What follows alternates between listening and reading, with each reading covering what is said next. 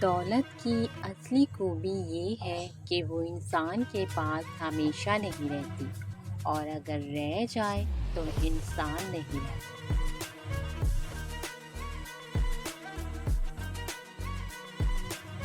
बुरा आदमी किसी के लिए भी अपने दिल में इज्जत नहीं रखता, क्योंकि वो हर किसी को अपने जैसा ही समझता है।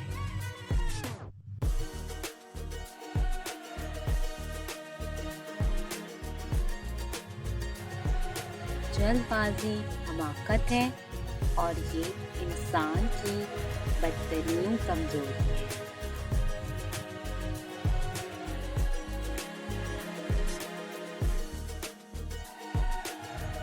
गुस्सा हमेशा बेवकूफ़ी से शुरू होता है और शर्मिंदगी पर ख़त्म होता है।